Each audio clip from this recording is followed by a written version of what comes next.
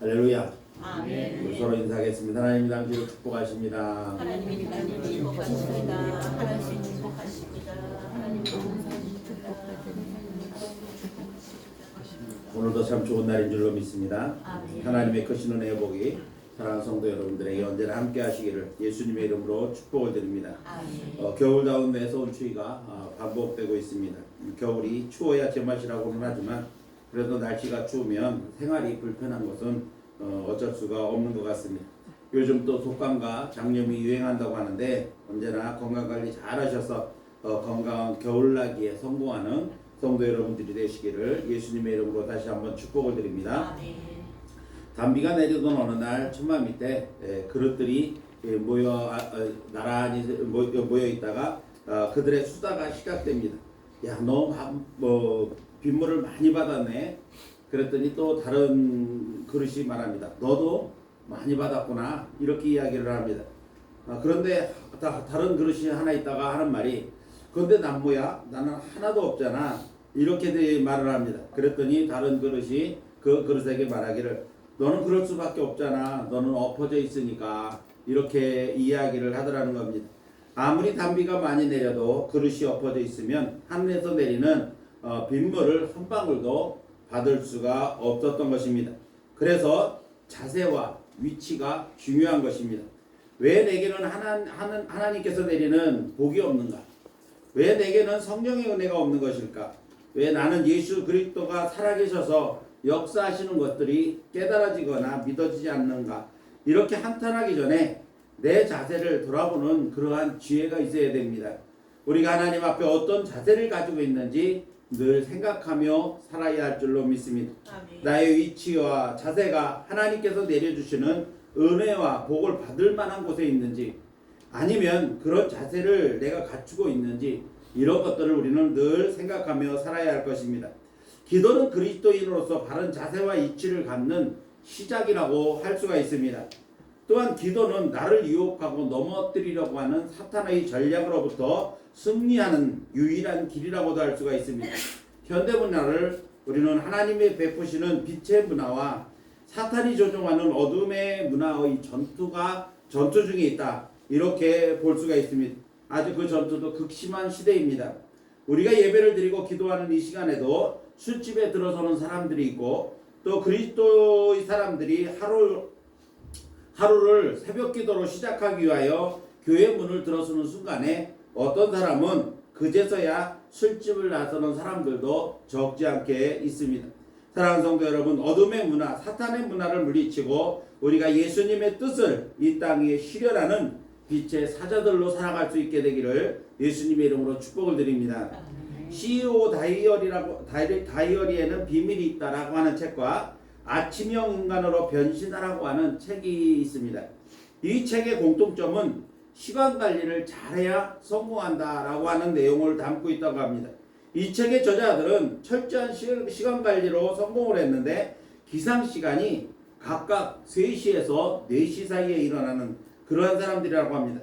이렇게 된 동기는 그동안 그들이 만났던 성공한 기업가들을 보니까 한결같이 일찍 자고 일찍 일어나는 아침형 인간이었다. 이 사람을 본받으니까 우리도 성공했다. 이런 내용의 책들이라고 합니다. 단순히 아침형 인간이 되기만 해도 성공을 한다고들 하는데 우리 그리스도인들은 새벽에 일어나고 게다가 또 그것도 하나님 앞에 기도로 시작하니 얼마나 좋은 생활을 하고 있는 겁니까? 그래서 우리 기독교인들은 얼마든지 성공할 수 있는 가능성을 가지고 있는 사람들입니다. 우리의 기도 생활은 예수님이 가르쳐 주신 것이고 또한 예수님께서 몸소 실천해 보여주셨습니다. 그래서 기독교인이라면 모두가 기도를 합니다. 기도는 하나님을 신뢰하는 징표이며 또한 하나님의 임재하심과 역사하심을 알게 하는 도구이기도 합니다. 그래서 그리스도인의 능력은 바로 기도에서부터 출발되어지는 겁니다. 우리가 2026년 우리 교회 표현은 오로지 기도와 말씀으로 새로워지는 교회로 표현을 정했습니다. 지난주에는 표에 따른 첫 번째 목표로 말씀 생활의 목표인 성경 말씀 한 장 더 읽기 목표를 주제로 해서 말씀으로 사는 삶이라고 하는 제목으로 말씀을 들었습니다. 오늘은 지난 시간에 오늘 두 번째 목표인 기도 생활과 관련된 하루 30분 더 기도하기 목표를 주제로 해서 예수님의 기도 생활을 통해 우리의 기도의 삶을 점검해보는 그러한 시간을 가지려고 합니다. 성경에는 수많은 믿음의 사람들이 나옵니다. 하나님께 귀하게 쓰임받는 그 믿음의 사람들의 공통점을 보니까 모두가 기도하는 사람들이었다는 공통점이 있습니다. 이렇게 기도의 모범을 보여준 신앙의 사람들이 많지만 그 가운데서도 예수님의 기도 생활은 모든 그리스도인들이 배우고 또 본받아야 할 모범적인 기도 생활이었다는 것을 우리는 성경을 통해서 보게 됩니다. 그리스도인들이 의지할 것은 재물도 명예도 권력도 아닙니다. 우리가 의지해야 할 분은 오직 하나님 한 분밖에 없는 줄로 믿습니다. 그리고 하나님을 신뢰하고 의지하는 행위로 나타나는 것이 바로 기도라고 하는 것입니다. 예수님께서는 새벽 기도하셨습니다. 그리고 철야 기도도 하셨습니다. 시간이 정해놓지 않고 무시로 기도하기도 하셨습니다. 오랜 시간을 기도하기도 하셨고 깊은 기도를 하기도 하셨습니다. 예수님의 기도는 능력의 근원이었고 문제를 해결하는 통로였다는 사실을 성경을 통해서 우리는 배웁니다. 오늘 본문 말씀이 이것을 증거하고 있는 것입니다. 오늘 본문 말씀 히브리서 5장 7절 말씀을 다시 한번 보면 그는 육체에 계실 때에 자기를 죽음에서 능히 구원하실 이에게 심한 통곡과 눈물로 간구와 소원을 올렸고 그의 경외하심으로 인하여 들으심을 얻었느니라 이렇게 말씀하고 있습니다. 자, 사랑하는 성도 여러분, 기도는 예수님 생애의 아주 중요한 한 부분이었습니다. 그리고 예수님은 이 기도가 그리스도인에게 아주 중요한 길을 제시해주고 있다고 하는 사실을 우리는 알 수가 있습니다. 육체를 입은 사람에게 기도는 절대적으로 필요한 것입니다. 세상의 날씨가 늘 막지만 않은 것처럼 우리의 인생에도 좋은 날이 있는가 하면 때로는 내 인생을 송두리째로 날려버릴 것 같은 태풍과 같은 그러한 때도 있습니다. 이런 인생의 절대 위기가 찾아올 때 술이나 마약에 빠지기도 하고 심하면 모든 것을 정리하기 위해서 생명을 끊기까지 하는 사람도 있습니다. 자신의 생명만 끊는 것이 아니라 타인의 생명을 위협하는 사람들까지 있습니다. 또 어떤 사람은 이 일을 해결해 줄 수 있는 능력 있는 사람을 찾아다니기도 합니다. 그러나 안타깝게도 세상에는 이런 존재들이 없습니다. 아니 오히려 상처만 받고 돌아올 때가 참으로 많다는 것입니다. 그러나 우리 그리스도인들은 오직 하나님만 찾습니다. 하나님만 의지합니다. 그것이 바로 기도인 것입니다. 물건을 찾는 것도 헛되고 사람을 찾는 것도 헛되지만 오직 하나님을 찾는 것만이 모든 위기에서 내가 구원받는 길임을 우리는 잊지 말아야 되겠습니다. 오늘 본문 말씀을 보니까 예수님의 기도를 증거하는 그러한 말씀이라고 했습니다. 예수님의 기도 생활을 생각하면 우리의 기도 생활을 다시 한번 생각해 보게 하는 그러한 기도 생활이셨음을 우리는 알 수가 있습니다. 그래서 오늘 이 시간에는 예수님의 기도 생활을 통해서 우리가 그 기도 가운데서 배워야 할 것, 우리 그것들을 한번 생각해 보면서 은혜를 나누려고 하는 것입니다. 그럼 오늘 본문이 말씀하고 있는 예수님의 기도 생활은 어떤 기도 생활이었을까요? 첫 번째로 예수님은 기도의 대상이 분명했다는 것입니다. 오늘 본문 말씀 전반부를 보니까 그는 육체에 계실 때에 자기를 죽음에서 능히 구원하실 이에게 이렇게 말씀하고 있습니다. 자, 앞부분에서 그는 육체에 계실 때라고 하는 말씀은 예수님께서 인간의 몸을 입고 세상에 오셔서 인간이 당하는 모든 시험과 환난을 똑같이 당하셨음을 시사하는 말입니다. 예수님은 육신을 입고 이 땅에 오셔서 인간이 겪고 당하는 모든 일을 경험하신 분이라는 것입니다. 그래서 앞선 히브리서 2장 18절 말씀을 보니까 그가 시험을 받아 고난을 당하셨은즉 시험 받는 자들을 능히 도우실 수 있느니라 이렇게 말씀하고 있습니다. 자, 예수님께서 육신을 입고 이 땅에 오셔서 인간이 당하는 모든 고난과 시험을 당한 분으로 우리의 고난과 또 우리의 시험 당하는 것을 능히 도우실 분이라고 하는 사실을 말씀하고 있는 것입니다. 따라서 예수님은 육신을 입고 이 세상에 계셨을 때를 의미하는 말씀이 그는 육체에 계실 때 이렇게 표현하고 있는 것입니다. 자, 육체에 계실 때, 그는 육체에 계실 때, 즉 예수님이 육체를 입고 계실 때에 뭐라고 말씀합니까? 자기를 죽음에서 능히 구원하실 이에게 기도했다는 겁니다. 이 말씀은 예수님의 기도의 대상이 어떤 분이신가를 분명하게 말씀하고 있는 것입니다. 예수님의 기도의 대상은 하나님이라고 하는 분명한 기도의 대상을 향한 기도였습니다. 복음서에 따르면 예수님의 기도하시는 장면을 보면 예수님의 기도의 대상은 언제나 분명했음을 알 수가 있습니다. 마태복음 26장에 보니까 겟세마네 동산에서 예수님은 기도를 시작하시면서 아버지여라고 하나님을 아버지라고 부르면서 기도를 시작하십니다. 마가복음에서는 같은 장면을 좀 더 깊이 있게 말씀합니다. 아버지여라고 표현함으로써 예수님의 기도의 대상이 하나님 아버지였음을 분명하게 말씀하고 있는 것입니다. 여러분은 어떻습니까? 여러분에게 이렇게 묻는다고 한다면 그것은 당연한 것 아니겠습니까? 우리가 기도를 하면 당연히 하나님께 기도하는 거 아니겠습니까? 이렇게 물으실 수도 있습니다. 물론 당연한 것을 묻는 질문일 수도 있습니다. 그러나 많은 성도들이 기도의 대상을 불확실하게 해서 기도하는 그러한 성도들이 있다는 것입니다. 예전에 마치 천지신명에게 빌듯 어정쩡한 기도를 하는 사람들이 많다는 것입니다. 천지신명이라는 게 뭡니까? 하늘과 땅 아래에 있는 모든 신들을 의미하는 겁니다. 어떤 특정한 신이 아니라 하늘과 땅 안에 있는 모든 신들 중에 어느 누구라도 기도를 들어달라는 식으로 기도를 하는 겁니다.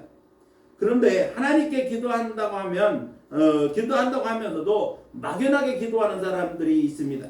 이런 사람들이 어떻습니까? 막상 급하니까 기도하는 생각보다는 점집을 찾아다니는 그러한 사람들이 적지 않게 있다는 겁니다. 어떤 점쟁이가 하는 말이 자기 집에 찾아오는 단골 점 치러 오는 사람들 중에 교회 다니는 집사들이 제일 많다. 이렇게까지 얘기하는 사람이 있었다고 합니다. 왜 예수님은 굳이 기도하시면서 아버지여 또는 아버지여라고 하나님 아버지를 부르면서 기도를 시작하셨을까요?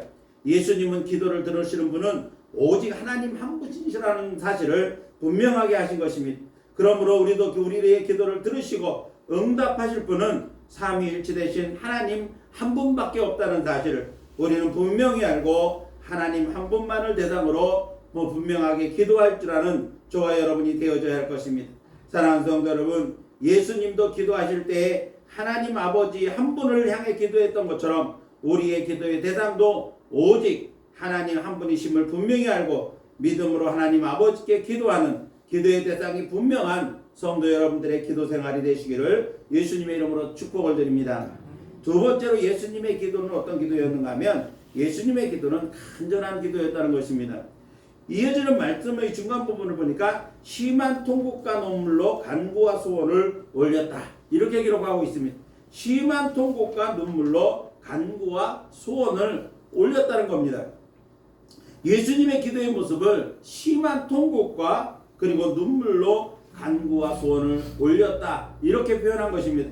예수님의 기도의 모습의 매우 간절했음을 보여주는 그러한 장면이 아닐 수가 없습니다. 예수님의 기도가 간절한 기도였음을 보여주는 대표적인 기도가 바로 여러분도 잘 아는 것처럼 겟세마네 동산에서의 기도입니다. 누가복음 22장 44절 말씀을 보니까 예수님의 기도의 모습을 이렇게 소개합니다. 예수께서 힘쓰고 애써 더욱 간절히 기도하시더니 땀이 땅에 떨어지는 핏방울과 같이 되더라. 자, 예수님은 열심히 기도하면 땀이 나서 흐를 수도 있습니다. 일반적으로 사람들이. 그러나 예수님의 간절함은 얼굴에 땀이 흐르는 정도가 아니었다는 겁니다. 땀이 핏방울이 되어 떨어졌다는 이 표현은 성서학자들에 의하면 예수님의 기도가 얼마나 간절한 기도였던지 혈관이 터질 정도여서 실핏줄이 터져서 땀에 섞여 나온 그러한 현상이라고 말을 합니다. 간절하다는 말의 뜻이 무엇입니까? 간절하다는 말의 뜻이 간이 아프고 저린 상태를 말하는 겁니다. 따라서 예수님의 간절한 기도는 핏줄이 터져서 땀에 섞여 나올 정도로 절박한 그러한 기도를 하나님 앞에 드렸다는 것입니다. 세상 사람들 가운데 어느 누가 핏줄이 터져 땀과 같이 흐를 정도로 간절하게 기도한 사람이 있을까요? 그런데 예수님은 그 간절한 기도를 하나님께 드렸습니다. 그래서 예수님은 심한 통곡과 눈물로 간구와 소원을 하나님 앞에 아뢰인 것입니다. 우리의 기도의 모습은 어떻습니까? 우리의 기도에는 이런 간절함이 있으십니까? 마태복음 6장 7절 말씀을 보니까 예수님께서 산상보훈을 말씀하시면서 기도의 가르침에서 또 너희는 기도할 때 이방인과 같이 중언부언하지 말라. 그들은 말을 많이 하여야 들으실 줄을 생각하느니라고 말씀하십니다. 중언부언하는 기도는 어떤 기도입니까? 간절함도 없고 기도의 제목도 분명하지 않은 그러한 기도를 중언부언하는 기도라고 그렇게 표현을 합니다. 또한 말을 많이 하는 것이 간절한 기도인 것 기도하는 것 같지만은 그러나 잘하는 기도는 아닙니다. 진짜 간절함은 침묵 속에 있을 수도 있다는 것입니다. 물론 부르짖어 기도하는 것 중요합니다.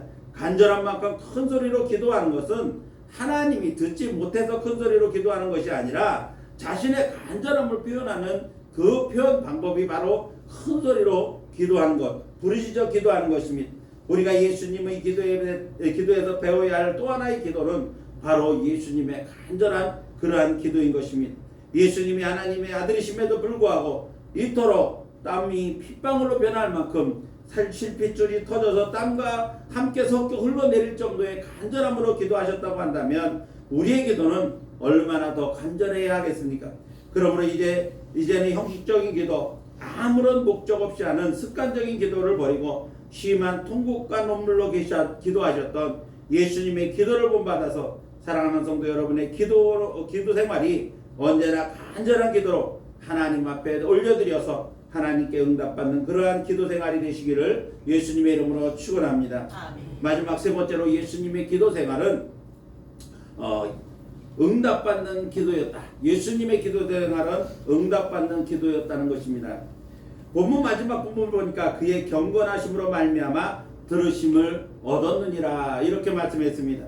자, 이 말씀은 기도 후에 상황이 어떤가를 설명하는 겁니다. 들으심을 얻었느니라라고 하는 그 말 앞에 경건하심으로라는 말이 있습니다. 예수님의 이 기도 후의 생활은 경건한 삶이 지속되었다는 겁니다. 기도 후에 예수님의 삶을 경건한 삶이다 이렇게 표현하고 있는 것입니다. 기도를 마침과 동시에 일상으로 돌아가는 경건한 삶이 아니었다라고 하는 것을 말씀하고 있는 것입니다. 마치 새벽기도 마치고 돌아가는 길에 남의 집 담벼락에 달려있는 호박다가는 인간의 본능적인 그러한 기도의 삶이 아니라 기도와 삶이 일치하는 그러한 삶을 살아가셨다는 겁니다. 기도와 내가 구한 기도의 내용과 그리고 나의 삶이 일치하는 그러한 삶을 예수님은 사셨다는 것입니다. 그러므로 기도하는 사람은 삶이 변화되어져야 합니다. 기도를 마친 후에 경건한 삶이 우리의 삶을 변화시키고 또한 기도 응답도 받게 한다는 사실을 우리는 잊지 말아야 할 것입니다. 예수님의 기도는 응답받는 기도였다라고 말씀하고 있습니다. 기도의 목적은 크게 두 가지입니다. 한 가지는 기도를 통해서 하나님과 지속적인 교제의 삶을 사는 것입니다. 마치 에녹이 하나님과 동행하며 300년을 살았던 것처럼 아브라함이 하나님과 기도를 통해서 늘 동행했던 것처럼 다윗이 기도를 통해서 하나님과 동행하며 하나님의 마음에 합한 자가 되었던 것처럼 기도의 목적은 하나님과 지속적인 교제를 나누는 삶을 사는 것입니다. 또 다른 하나는 뭐냐 하면 구한 것에 대한 응답을 받는 것입니다. 우리가 기도하는 목적은 우리의 필요를, 우리의 간구의 내용들을 하나님 앞에 올려드리고 하나님께로부터 응답받는 것입니다. 그래서 기도의 응답은 여러 가지 형태로 이루어진다라고 많이 말씀을 드렸습니다. 그 기도는 즉각적인 기도 응답이 있습니다. 즉각적으로 기도를 응답해 주시기도 하고 때를 기다리라고 하는 유보의 응답도 있습니다. 아직까지 때가 되지 않았기 때문에 그 때를 기다리라고 하는 기도 응답도 있습니다. 그리고 세 번째로는 거절하심의 응답도 있다 했습니다. 거절하신다고 하는 것은 기도를 거절하셨다는 게 아니라 우리가 드린 기도가 하나님의 뜻에 합당하지 않기 때문에 하나님께서 응답하시지 않는 경우도 있다는 것입니다. 그러므로 이왕 우리가 기왕에 기도할 것이라면 하나님의 뜻에 맞는 기도를 드릴 때 하나님께서 우리에게 응답해 주시는 것입니다. 그러므로 사랑하는 성도 여러분들이 하나님의 뜻에 맞는 기도를 드리고 하나님의 응답하심의 은혜를 받아 누리실 수 있기를 예수님의 이름으로 축원을 드립니다. 아멘. 자, 그런 측면에서 예수님의 겟세마네 기도를 다시 한번 생각해 볼 필요가 있습니다. 예수님의 기도의 결론은 자신의 기도의 제목을 간구하셨지만 그러나 예수님은 기도를 이렇게 마무리합니다. 그러나 내 원대로 마옵시고 아버지의 원대로 되기를 원하나이다.